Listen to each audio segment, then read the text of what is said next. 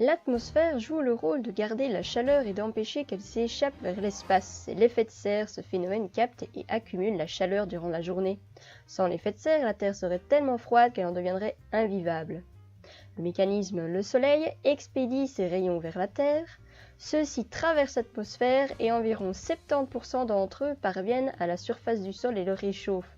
Le sol renvoie alors cette chaleur vers l'espace sous forme de rayonnement infrarouge. Il s'agit de l'effet de serre naturel. Cependant, une partie de cette chaleur est piégée par l'atmosphère, notamment par différents gaz, vapeur d'eau et CO2.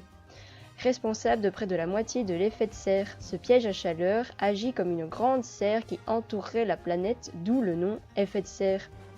Grâce à lui, la Terre maintient la température moyenne de son atmosphère à 15 degrés Celsius.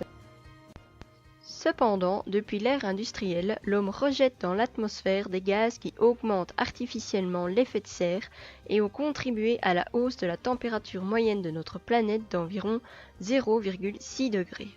Les conséquences du réchauffement climatique sont la hausse de 10 à 20 cm par rapport au niveau marin, phénomène qui engloutirait une partie des terres situées à proximité du niveau de la mer.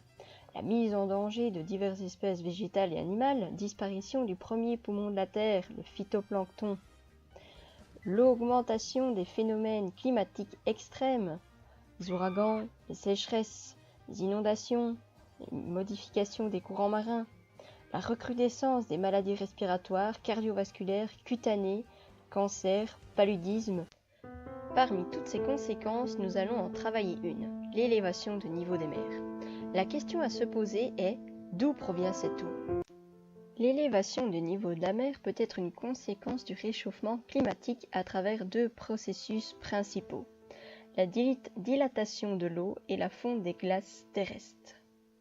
Les changements de température de l'eau ont une influence sur les variations du niveau des mers. L'eau se dilate en chauffant, ce qui provoque une augmentation de son volume et donc une élévation du niveau. La banquise ou iceberg, qui est de l'eau de mer gelée, flotte sur la mer. Si elle fondait, l'eau glacée occuperait le même volume d'eau de mer que la glace occupait sans donc modifier le niveau de la mer. Logique, étant donné que l'iceberg est de l'eau de mer gelée.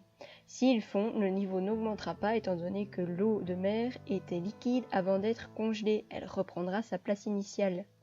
La fonte de la banquise des icebergs n'intervient donc pas dans la montée du niveau marin. Contrairement à la fonte de la banquise, la fonte des glaces d'eau douce, c'est-à-dire des calottes glaciaires et des glaciers, contribue à la montée du niveau de la mer. Ici, c'est le mélange d'eau douce et d'eau salée. On augmente le niveau de la mer en y ajoutant de l'eau douce.